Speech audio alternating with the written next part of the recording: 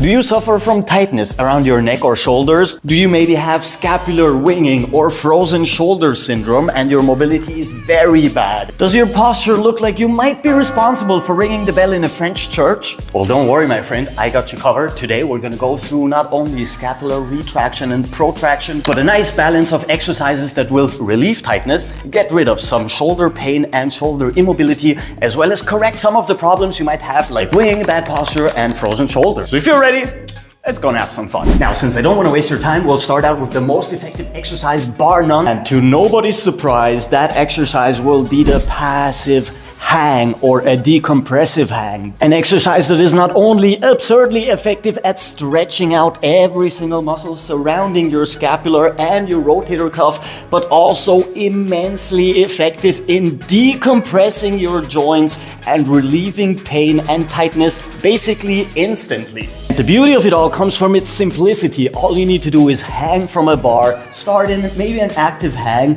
and start releasing tension and relaxing into the position as much as you can, lengthening your entire body. Your scapula will automatically go into scapular elevation as well as abduction. So you're pulling them apart and lengthening them all the way, and it feels absolutely amazing. And its entry threshold is pretty easy. You can start out with hanging for a handful of seconds, let go, take a short break, and then get back to the bar again and relax into the same stretching decompressive position. It's very low impact and you can work your way up to longer and longer periods. And you can do it throughout the course of the day, multiple times. Go for 3, 4, 5, 6 rounds over the entire day. Just hang from a bar and you're gonna notice some instant relief. Now, with that out of the way, we can move on to some of the very low impact exercises and work our way up to more complex, harder exercises that are gonna require more control, but are also gonna be much more beneficial in the long run. Starting in a shoulder-wide quadrupedal position, we're gonna go through scapular adduction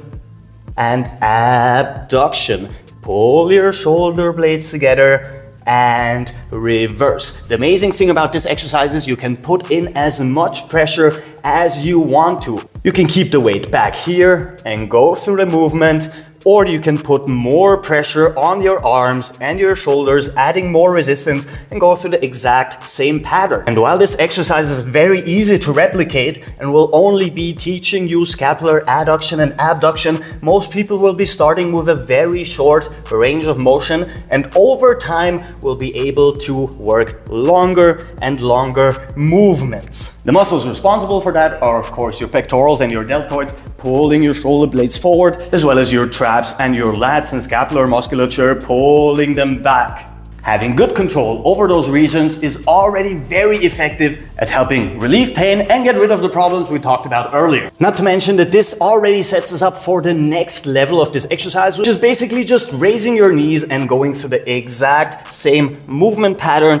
which is going to put even more resistance on these muscles. Having gone through scapular adduction and abduction, we can move on to scapular elevation and depression, also very low impact for the beginning. Now, since we want zero resistance for the low impact exercises, we're gonna grab ourselves a stick. Any sort of stick will do. Hands shoulder width apart, extend both of your arms, and from here we wanna actively try and pull our shoulders towards our ears. Make them as long as you can. Go into scapular elevation, zero resistance, and then move back, pulling your shoulder blades down. It doesn't matter if you bend in your arms.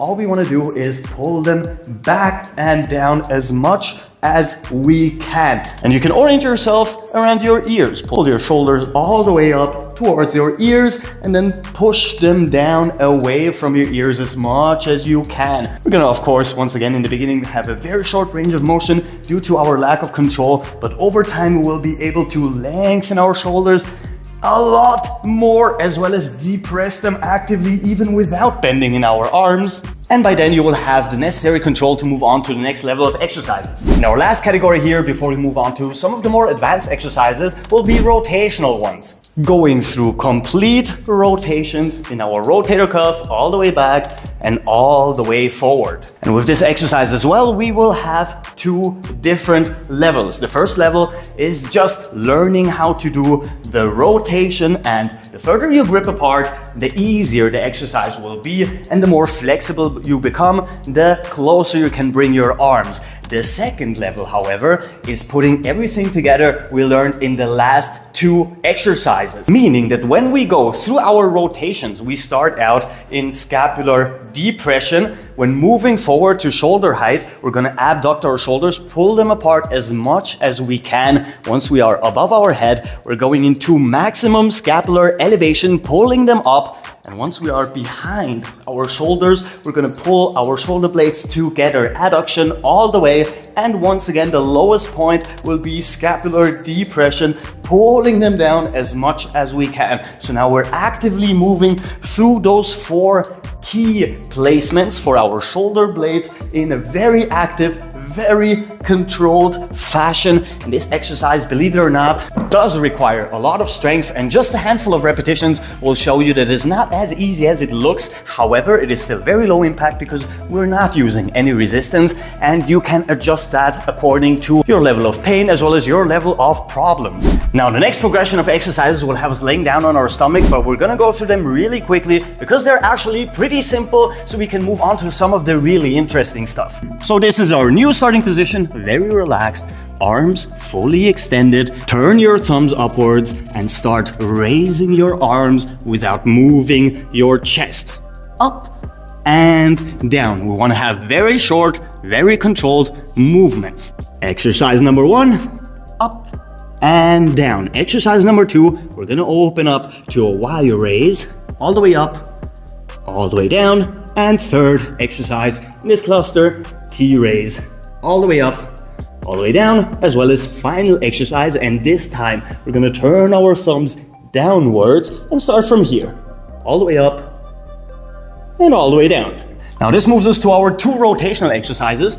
Same exact starting position, arms fully closed. We have symmetrical rotations, touch down behind your back at your lumbar spine height and reverse the movement, as well as asymmetrical rotations. And we're always touching our back with the back of our hand, as well as turning our hand when we move forward. Very simple, yet a little bit harder than they look. And now we can move on to my 2 favorite scapular mobility and shoulder mobility exercise, of course, outside of the dead hang or passive hangs, with the first one being symmetrical scapular pull-ups, all the way up, all the way down. And now we're putting together everything we've learned before: the adduction, the abduction, the elevation, the depression, the control over those movements, as well as the tiny bit of strength we built through passive hanging and the low impact exercises. And while these require a lot of strength and a lot of control in the surrounding musculature, they are proportionally effective at helping you get rid of all of those shoulder problems that plague a lot of people that have a sedentary lifestyle or just do not work on their shoulder mobility enough. As well as my second favorite shoulder mobility and scapular health exercise, the asymmetrical scapular pull-up. We are adding some shoulder rotation, meaning we're going into scapular upward rotation, which looks a little bit like this: upward rotation, reversal. Upward rotation, reversal. When putting that into effect inside the movement, we're pulling our shoulder blade up and turning it inward into internal shoulder rotation. And I love this exercise so much because not only is it very effective to help you with shoulder mobility and such, but it is the foundation of some of my favorite pull-up variations, which are archer pull-ups or lateral pull-ups. By the way, also a very great exercise for shoulder mobility as well as strength and control. And with that, we have a tiny but very effective repertoire of shoulder mobility, shoulder strengthening, and shoulder health exercises that should help you get rid, or at the very least correct, some of the problems you are suffering from, as well as help you with all of your fitness endeavors that are remotely connected to shoulder mobility, shoulder strength, and control. But with that said, watashi no tomodachi, that's all the time I've left for you today. If you liked the video and subscribe, and please guys, check out other videos on this channel because we literally have new ones every single day, which means that I will see you guys tomorrow. Captain Cairo, peace out.